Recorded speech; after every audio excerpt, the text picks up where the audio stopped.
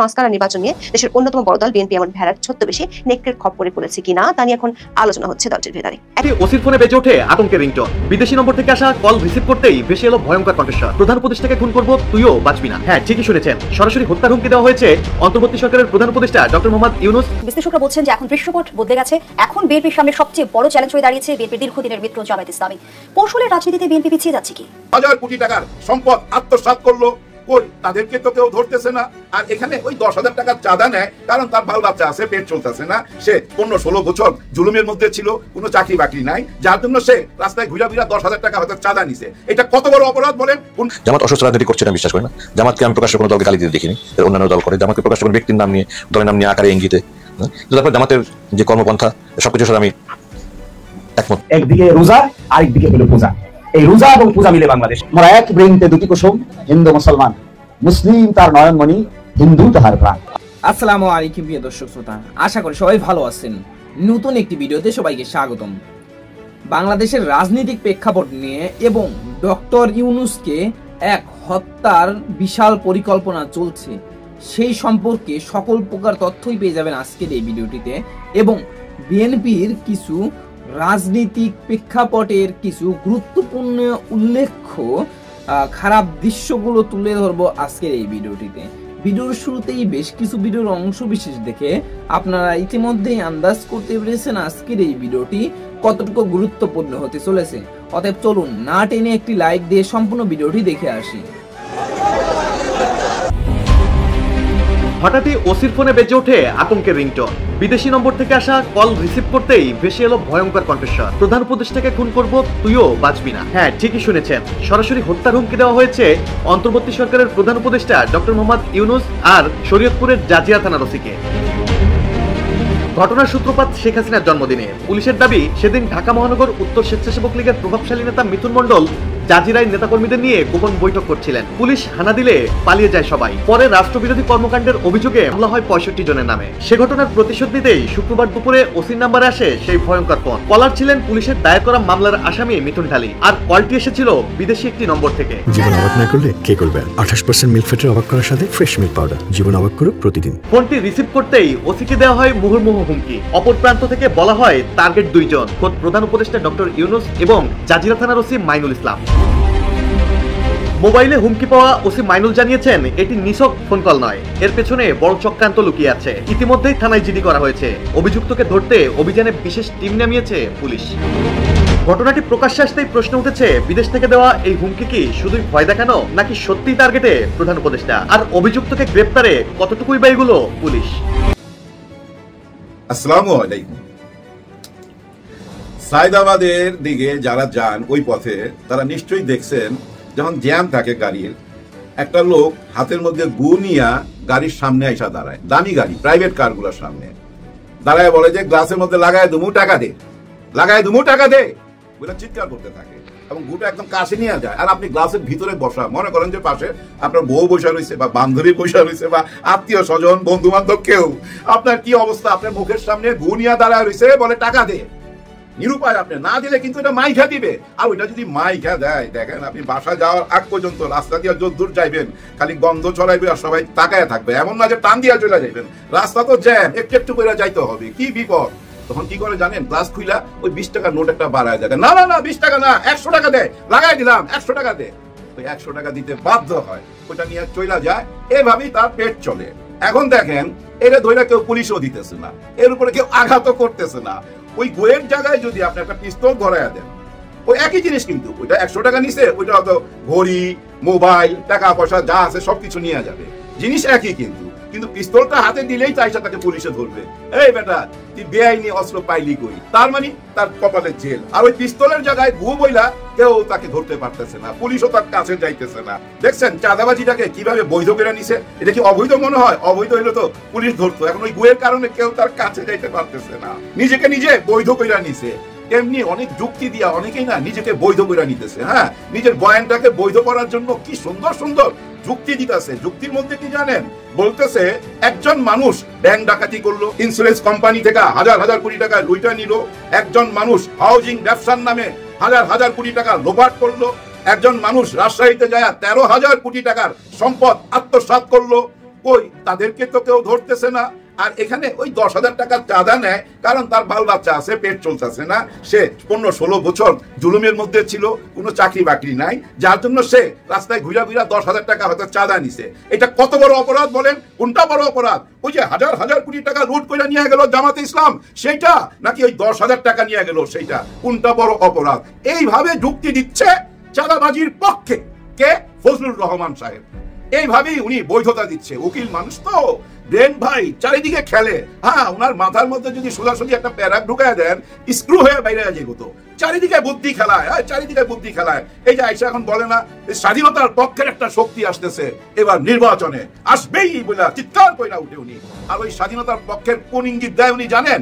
এটা ইঙ্গিত দেয় আওয়ামী লীগের। মুখ ফুইটা বলে না, আওয়ামী লীগের প্রতি ওনার ভালোবাসা আছে, কিন্তু এটা মুখ ফুইটা বলতে পারে না, কারণ 5ই আগস্টের পরে একটু সিচুয়েশনটা অন্যরকম না। কিন্তু ইনায়া বিনায়া কিন্তু ওই একই কথা বলে, স্বাধীনতার পক্ষের একটা শক্তি আসবেই এই দেশে। আপনি পারবেন ভাই, হ্যাঁ আপনি পারবেন। আপনি যেভাবে বৈধতা দিয়ে দিলেন 10,000 টাকার চাঁদাবাজি, এই কথাটা আপনি এই প্রথম না, কিন্তু অনেক আগেও একবার বলছিলেন। আজকে আবার লাল শার্ট পরে বলছেন। এই লাল শার্ট কিসের প্রতীক জানেন? আপনার মনের মধ্যে একটা আনন্দের ঢেউ খেলতেছে, আবেগের ফ্যাক্টরি চালু হয়ে গেছে আপনার ভিতরে। আপনি নিশ্চয়ই আবার কোনো গ্রিন সিগন্যাল পাইছেন। হ্যাঁ, ওই গ্রিন সিগন্যাল না পাইলে এইভাবে চাঁদাবাজিকে বৈধতা দিতেন না। আপনি নিজেও জানেন না কোন কথাটা আপনার নিজের জন্য লজ্জার, এটা আপনি নিজেও জানেন না। কোন কথাটা আপনার দলের জন্য লজ্জার, আপনি নিজেও জানেন না। কোন কথাটা তারেক রহমান সাহেবের জন্য লজ্জার, নিশ্চয়ই আপনি জানেন না। আপনার ওই আইকিউটা নাই। বর্তমান এই জেনারেশনকে আপনি বুঝতেই পারতেছেন না। বুঝবেন কেমনে? যেভাবে আপনি বান্দির পুত, ফকিন্নির পুত, রাজাকারের পুত বইলা বেড়ান বিভিন্ন চ্যানেলে চ্যানেলে ঘুরা, আপনি তো বুঝতেই পারতেছেন আপনার ডিমান্ড। হ্যাঁ, দেশে কত ডিমান্ড। আপনি জোর গলায় বলেন সিলেটে যাই আমি নির্বাচন করুন, ডাক্তার শফিকুর রহমান যেখানে দাঁড়াবে তার জায়গায় আমি যা দাঁড়াবো, তার সঙ্গে লড়াই করুন, আমি দেখায় দেবো বীর মুক্তিযোদ্ধা। এবং আপনি চান বিদেশে যত ভোটার আছে সব ভোট আপনাকে দিবে, ওনারা আপনার দিকে তাকায় আছে। হ্যাঁ, আপনার দিকে তাকায় আছে, আপনাদেরকে ভোট দিবে। ভাই ব্রাদার যারা বিদেশে আছেন, আমাদের প্রবাসী ভাই বোনেরা, আপনাদের জন্য বিরাট সুখবর নিশ্চয়ই আপনারা পাওয়া গেছেন। তারপর আমার মুখ থেকে শুনেন, নির্বাচন কমিশনার বলছে আপনারা প্রবাসীরা প্রত্যেকেই ভোট দিতে পারবেন। প্রবাসে আমাদের 2 কোটি ভাই বোন বসবাস করে, এরকম একটা কথা আমি শুনছিলাম, সঠিক জানি না, ধৈর্য নেই। এর মধ্যে 1 কোটি ভোটার আছে, এটা ধৈর্য নিলাম। আপনারা যদি সঠিক কেউ কিছু জানেন আমাকে একটু মন্তব্য করে জানাবেন, নেক্সট ভিডিওতে আমি ক্লিয়ার করুন। এই যে 1 কোটি ভোটার ধৈর্য নিলাম, কিন্তু 1 কোটি ভোটার কাকে ভোট দিবে বলেন তো আপনারা? নিশ্চয়ই ওনাদের জন্য যারা লড়াই করছে। হ্যাঁ, এই ভোটের জন্য লড়াই করতে হয়েছে, এই অধিকার আদায় করে দিল কে? জামাতে ইসলাম। হ্যাঁ, জামাতে ইসলাম এর জন্য বিরাট বড় ফাইট দিছে। শুধু ফাইটটাই নেই ভাই, একটা সুন্দর পরিকল্পনা কইরা এই সরকারকে বুঝাইতে সক্ষম হয়েছে। সরকার বলতে এই নির্বাচন কমিশনারকে বুঝাইতে সক্ষম হচ্ছে এই পদ্ধতিতে যদি নির্বাচনটা করেন তাহলে আমরা বিদেশি ভোটগুলা নিতে পারি। ভাই ব্রাদার, বিদেশিরা তো বাংলাদেশে এসে ভোট দিবে না, দরকার কি? ওইখানে বৈশাখী ভোট দিতে পারবে, কোন অ্যাপস এর মাধ্যমে কোন সিস্টেমে ভোট দিবে সবকিছুর একটা রোড ম্যাপ জামাত ইসলাম এই নির্বাচন কমিশনারকে দিছে, এবং সেটা গ্রহণযোগ্যতা পাওয়া গেছে। আপনারা ভোট দিতে পারবেন। এখন আপনাদের এই ভোটের বিরুদ্ধে কারা কথা বলছিল আপনাদের মনে আছে? ম্যাডাম পাপিয়া বলছিল কেন ওরা ভোট দিবে, কেন ওরা এই অধিকার পাবে। ওরা তো 16 বছর জেল জুলুম খাটে নাই, ওরা নিরাপদ জায়গায় ছিল, বিদেশে ছিল। হায় আপা, আপনি এটা কি বললেন? ওদের অবদান ভুলে গেলেন? ওদের অবদান ভুলে গেলে হবে? যখন এভিডেন্স শট ডাউন করে দিছিল তখন দেখেন নাই পলক আইসা মাপ চাইতেছিল, কাঁদতেছিল। ওইটা কি পলক তার ইচ্ছায়? না না না, ওইটা ওই যে আওয়ামী লীগের আপা বইলা দিছে তাড়াতাড়ি মাপ চা, নাহলে সর্বনাশ হয়ে যাবে। আরে ভাই, আমাদের অর্থনীতির মেরুদণ্ড এই প্রবাসী ভাই বোনেরা, ওরাই তো এই দেশটারে টিকায় রাখছে। আর তারা ভোট দিতে পারবে না, ভোট দেওয়ার জন্য জেল খাটতে হবে। আমি তো জেলে যাইনি কোনোদিন, আমি কি ভোট দিতে পারুম না? জেলে যাইতে হবে। তালি ভাই, আসলে হয়ে গেছে কি জানেন? ওই যে প্রথম যেটা আলাপ করছিলাম, ওই যে হাতের মধ্যে নিয়ে গাড়ির সামনে দাঁড়ায় থাকা, গাড়ির সামনে দাঁড়ায় গেলে আপনি কি করবেন? কোন দিকে যাবেন? না পুলিশ কল করতে পারতেছেন, না বাঁচতে পারতেছেন, না ভাগতে পারতেছেন, জ্যামের মধ্যে আটকা গেছেন। তো তেমনি আমরাও না এই দেশের সবাই নিরহ মানুষগুলা এই জ্যামের মধ্যে আটকা গেছি। আর আমাদের সামনে ওই যে হাতে ওইটা নিয়ে দাঁড়ায় হয়েছে আমাদেরকে যারা পরিচালনা করে। হ্যাঁ, আমাদের রাজনীতি যারা পরিচালনা করে তাদের মধ্যে কিছু সংখ্যক এই রাজনীতিবিদরা ওইটা নিয়ে দাঁড়ায় হয়েছে আমাদের সঙ্গে। আমরা কি করুম? কোন দিকে যাবো? কোন আপনারাই বললেন, কোনো উপায় আছে? এই যে দেখেন রুমিন ফারহানা ম্যাডাম, উনি কিন্তু মাঝে মাঝে চরম সত্যি কথা বলে। হ্যাঁ, উনি 2 রকম সত্যি কথা বলে। এক রকম হলো আগেই ভালো ছিলাম, হ্যাঁ হাসিনার আমলে ওনারা ভালো ছিল, এখন এমন অবস্থা হয়েছে যে উনি দিনেও বাইরে পারে না, হাসিনার আমলে উনি রাইতে বাইরে পারছে, এরকম একটা সত্যি কথা বলছে। আবার আরেকটা সত্যি কথা বলছে যে চাঁদাবাজি করে আমাদের দলের লোকেরাই, উনি নিজের দলের কথা বলছে, মানে বিএনপির কথা বলতেছে যে এরা চরম চাঁদাবাজি করতেছে, এদের জন্য দলের বদনাম হচ্ছে, এরকম কথা তো বলছে, তাই না? তবুও তো বলছে, এরকম কথা কয়জনে বলে? কেউ তো শিকারই যাইতে চায় না, বরঞ্চ চাঁদাবাজির পক্ষে লজিক দ্বারা করায়। কিভাবে যে না খায় আছে তার বউ বাচ্চা 10,000 টাকা নিলে কি আসে যায়? ভাই ওই 10,000 টাকা কার কাছ থেকে নিতাছে তো পথের আরেকজন গরিবের কাছ থেকে, সেটা বুঝেন না কেন?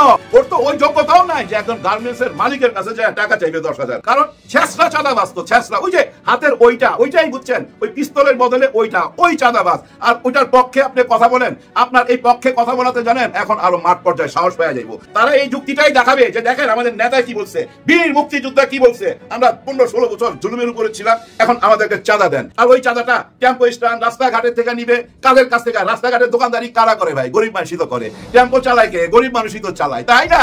আর বীর মুক্তিযোদ্ধা আপনি যে বললেন ওনারা ব্যাংক লুট করে ফেলাইছে, কোন জায়গায় 13,000 কোটি টাকা নিয়ে নিচ্ছে, হাউজিং এর ব্যবসা কইরা কোটি কোটি টাকা লুটপাট করছে, এগুলা শুধু আকার ইঙ্গিতে বলবেন না, প্রমাণ দেন। এই যে সাংবাদিক ভাইরা আপনারা যারা ইন্টারভিউ নেন, সঙ্গে সঙ্গে জিজ্ঞাসা করবেন এই 13,000 কোটি টাকা কোন জায়গা থেকে নিছে, কোন জায়গায় হাউজিং থেকে লুটপাট করছে, কোন ব্যাংক ডাকাতি করছে, কখন ডাকাতি করলো, এগুলো সঙ্গে সঙ্গে জিজ্ঞাসা করবেন। জিজ্ঞাসা করেন না কেন?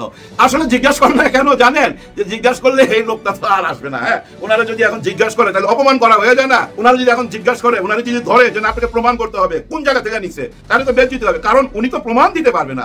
প্রমাণ দিতে পারবে না, ওনাকে কেউ শিখাই দিছে, কোথাও শুনছে, ওইটাই এইসব বলতেছে। তবু আমি ওনার কথা ফিরে দিব না। হ্যাঁ, ওনার এই কথাগুলা আপনারা যারা সাংবাদিক আছেন, বিশেষ করে আমার দেশ পত্রিকা, আপনারা একটু তদন্ত করেন তো, ওনার একটা সাক্ষাৎকার নেন, ওনার এই সাক্ষাৎকার নিয়ে উনি কার নামে এই অভিযোগগুলো করলো এবং কারা কারা এই টাকা পয়সাগুলো লুট করলো, সমস্ত কিছুর একটা অনুসন্ধান চালান ভাই, ক্লিয়ার করেন আমাদেরকে ক্লিয়ার করতে হবে। উনি এভাবে চ্যানেলে ঘুরে ঘুরে শুধু অভিযোগ করবে, অভিযোগ প্রমাণ করবে না, সেটা তো হয় না। সেটা হইতে দিবেন কেন? সেটা হইতে দেওয়া উচিত হবে না। অবশ্য আমি বলতেছি উচিত হবে না, কিন্তু জামাত ইসলাম, ছাত্র শিবির এইসবের কোনো প্রতিবাদ করবে না। কারণ কি জানেন? ওনারা একটা জিনিস বুঝা ফেলাইছে যে এরা যা কিছু বলবে ওরা তো চোরাবালিতে দাঁড়াই বলতেছে। হ্যাঁ, চোরাবালির উপরে দাঁড়ায় আছে, কিন্তু ওইখানে দাঁড়াই বলতেছে। আর যত কথা বলবে ততই নড়াচড়া হবে, ততই তলের দিকে যাবে, ততই বদনাম ছড়াবে। ওই যে হাতে ওইটার মতো যদি মাইঘা দিত আপনার গাড়িতে, আপনি যদ্দূর যাইতেন দুর্গন্ধ ছড়াইতে যাইতেন, তো ওই অবস্থা তো এখন দাঁড়ায় গেছে, তাই না? যার জন্য ওনারা প্রতিবাদ করে না, কোন রকম অভিযোগ করে না, প্রমাণও চায় না, যে ওরা বলতে থাকুক। ওরা এটা যত বলবে তত ওদের নিজেদের ক্ষতি হবে। দেখেন, গত 14 মাসে আমরা ভাবছিলাম আওয়ামী লীগ 2 বার একেবারে দুর্গন্ধ ছড়ায় যাবে, তা কি হয়েছে? হয় নাই। অনেকটা বলতে শোনেন না আগেই ভালো ছিলাম, এর পিছনে কারণ কি জানেন? বর্তমান অবস্থা দেখা। দেখেন, গত 16 বছর 17 বছর আওয়ামী লীগ অনেক জুলুম করছে, ওইটা তো তারা সহ্য করছে যে হ্যাঁ এরা ভাই আমাদের বিরোধী দল, ওরা আমাকে দমন করতে চাইবে, এটাই তো রীতি। কিন্তু নিজের দল যারা যদি নিজেই আঘাতপ্রাপ্ত হয় তখন কেমন লাগে? তখন কি এটা সহ্য হয়? সহ্য হয় না। গত 13-14 মাসে এই দলটার এত কথা ছড়াইছে, এত নেগেটিভ কথা ছড়াইছে, যার ফলে অনেকেই বলে আগেই ভালো ছিলাম। হ্যাঁ, কারণ এই আমলটা এত বেশি গ্যাঞ্জাম নিজেদের মধ্যে, ভাই কেউ একটা ঐক্যমতে আসতে পারলো না। হ্যাঁ, কেউ কিন্তু এক জায়গায় আসতে পারলো না। জুলাই গণ অভ্যুত্থানের রক্তের বিনিময়ে এক জায়গায় কেউ আসতে পারলো না। এক জায়গায় যদি আপনারা আইসা এমন কথা বলতেন যে না ডক্টর ইউনূস স্যার আপনাকে আমরা চাই না, সইরা যান, উনি 1 ঘন্টাও থাকতে পারতো না। উনি যদি এতই খারাপ মানুষ হয়, সেইটার জন্যই একটা জায়গায় আসেন, অল রাজনীতি দল আইসা আমাদেরকে দেখান যে আমরা এক জায়গায় আইসা ওনার পদত্যাগ চাচ্ছি, উনি কালকেই চলে যাবে, তাই না?